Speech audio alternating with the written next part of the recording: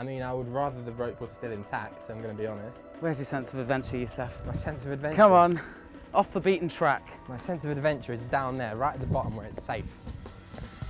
Hidden all around the world are places we've abandoned. But these ruins don't always lie empty. I'm wildlife filmmaker Dan O'Neill, and with my zoologist mate Yussef Rafik, I'm on a mission to see what moves in after we've gone. We're heading to Wales to explore the biggest abandoned site we've tackled yet. More than 700 acres of slate landscape, filled with abandoned quarries and derelict buildings that are creating new kinds of habitat. So this is the Vivian Quarry. You see that dolly there with the cart on top of it?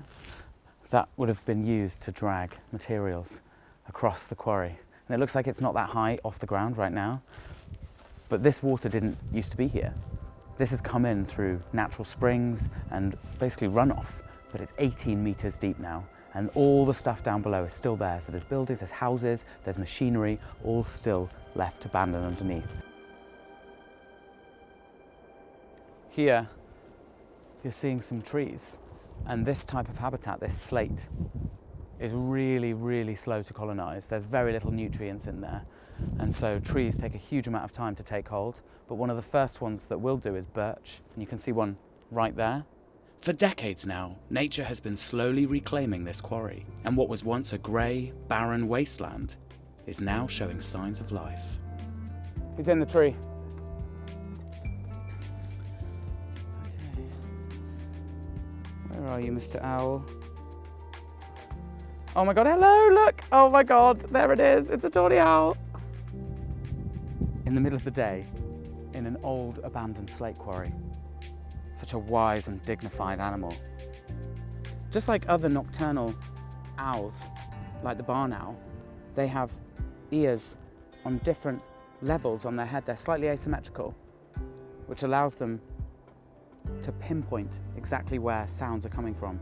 And at night, which I typically would imagine seeing this bird in, that allows them to stop using their eyes and to rely on their hearing to pinpoint exactly where something like a little vole, a mouse, might be.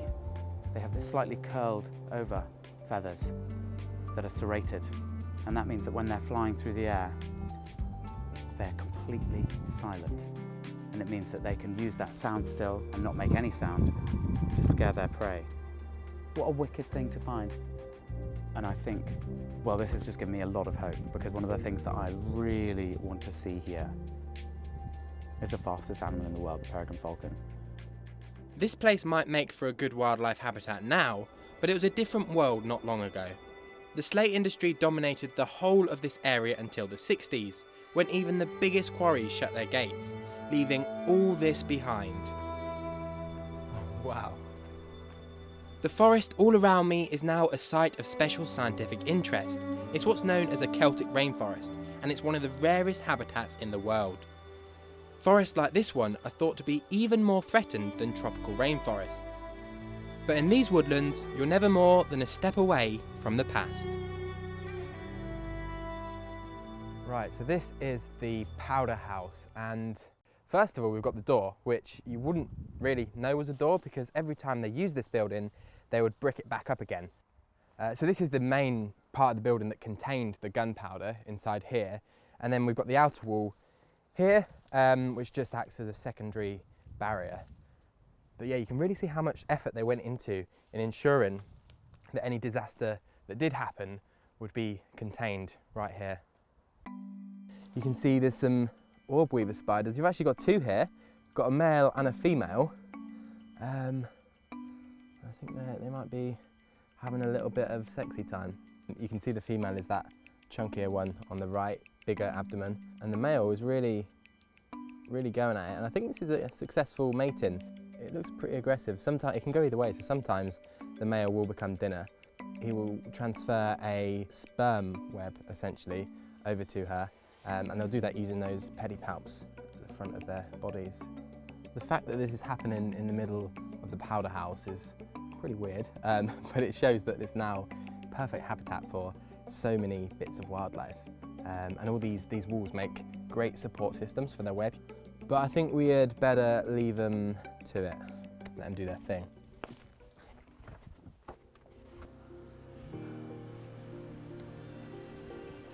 Just coming into a little crevice here as part of the old quarry, a big bar of slate there. And it's created this tiny little microclimate that is living up to that name of being a proper Celtic rainforest in here. And I think one of the main reasons it feels like that is that these forests in the UK and Ireland are one of the most important places in the entire world for the diversity of the bryophytes, liverworts, hornworts and mosses. These colonise and they set the ground for everything else to come forward. Amazing. Look at that. You can hear that water. It really sounds like we could be, a tiger could just walk past. There might not be any tigers, but there is one big mammal that has made itself at home. To find it, we're going to go to what's left of the Dinorwic slate quarry. The closer we get, the more we see traces of the workers who used to make this climb every day. Incredible, isn't it? They're so uniform and like organised all in a row. And actually, they're really small. It would have been 4 men to a house, with no running water and only a small coal fire for cooking and heating. These barracks were closed down in 1948, so other than the stone walls, all that's left now is the view. What a beautiful place to end the day.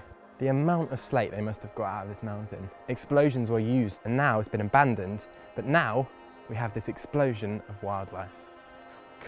I mean, it's very beautiful. That's the cheesiest line I've ever heard, Yussef. I thought it was poetry. I can't wait to come back tomorrow and Yeah. go higher up. Today we're going up the steep sides of Dinorwic, once the second largest slate quarry in the world. It was left empty in 1969, but one resident never moved out from its rocky home, and they now have the entire place to themselves. Look, you can see the males here. Those horns are incredible. Yeah, they look like ibex, don't they? They do, yeah. When did they first arrive? Neolithic times, so like 10,000 years ago. So they really are relics of the environment. So Yeah. they were here before the slate quarry. Wow, that's so cool. Yeah. It's currently just at the end of the rutting season, so you know, towards the end of their breeding season. And what happens is the males will do this fantastic display where they will bump heads essentially at force, lock those horns and fight for the right to mate with the females. Another cool thing is they have what's called a phlegm response, and what this is a really weird behaviour where the males will sort of flap their upper lip a little bit to detect when a female is in season, and they have a special organ inside their mouths called a Jacobson's organ. What this does is it picks up pheromones. They're such incredibly agile animals. Like, it's incredible that this used to be a quarry, a very sort of man-made environment. Yet these guys are it's just perfect for them. That one is so majestic looking. He is the king of the mountain. Look at him. Look, there we go. The phlegm response. He's at it again. He's not done for the breeding season. Wow. Such a weird face that they pull. The goats clearly feel right at home in what's left of these buildings. Slowly but surely, the plants are beginning to reclaim this quarry, and the empty workshops are gaining new inhabitants. Wow. This place is huge.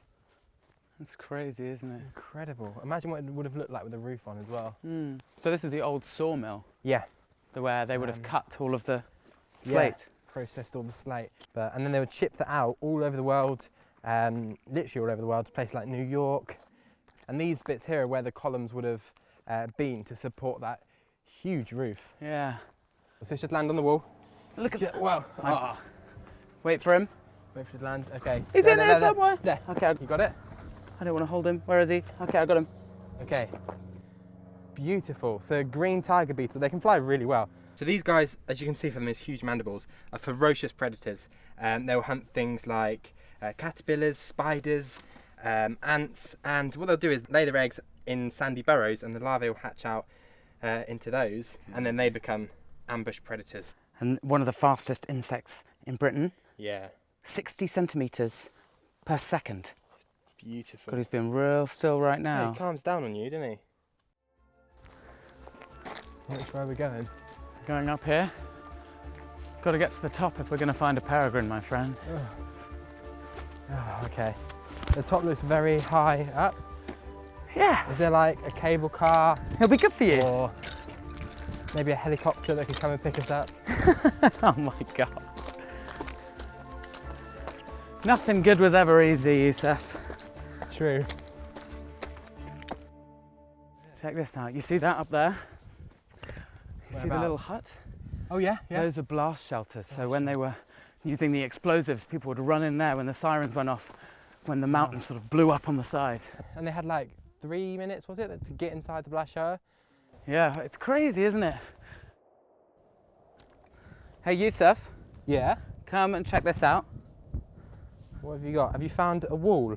I found something very, very cool. There's a lot of species of moss in the UK. Well, there's a few species of moss in the UK that have this amazing adaptation to completely dessicate in the dry, right? Okay. And it looks totally dead, right? Well, this? Yeah, Yeah, you'd assume yeah. that'd be dead. Yeah. But We're building But up watch tension. this when water hits it. You seeing that? Oh my God. Check that, right? It's changing colour, it's going green. Yeah, so that right Wow. there, when those cells that have completely dried out and completely desiccated come into contact with water, they immediately activate and the chlorophyll activates inside and immediately comes back and starts photosynthesizing, bringing them back to life. An incredible drought-resistant plant. That's amazing how quickly they do that. Amazing, right? And it's Revive really them. coming back, really coming back, a matter of seconds. And it's perfectly adapted to these kind of stark habitats. Do you know what this is?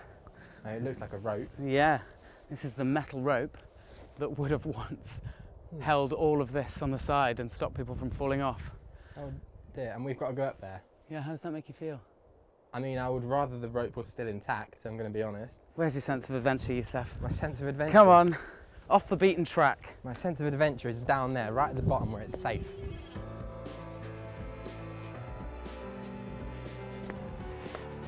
My thighs are starting to burn. Shame we're only halfway up.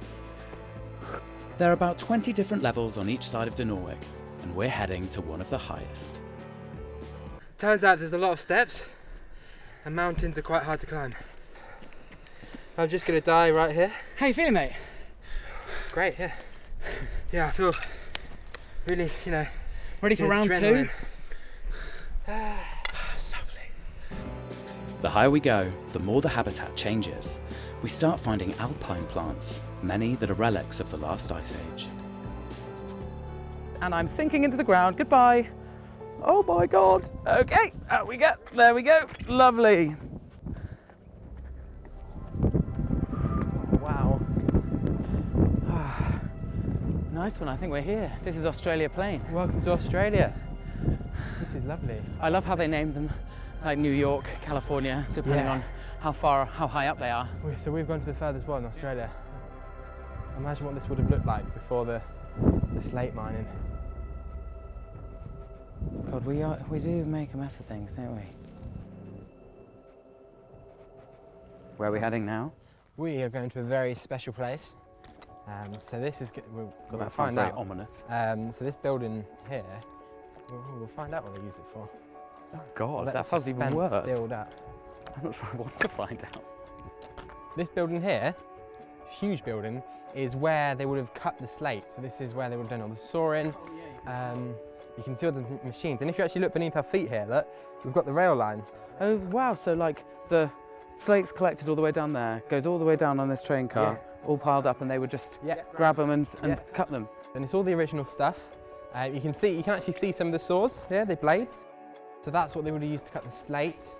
They would have used this to cut it into the rectangles, and then they would have done it. They would have used a chisel and a mallet to split it by hand. Are you enjoying yourself? Yeah, you're gonna cut me in half.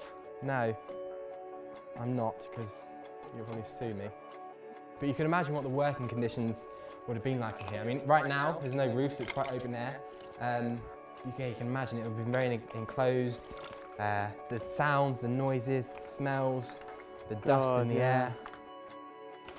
You've got some lichens forming. You've got life even in this abandoned building. Lichen is like in the iron. What's that? That was terrible. I know it was terrible and it will get cut, but I had to say it.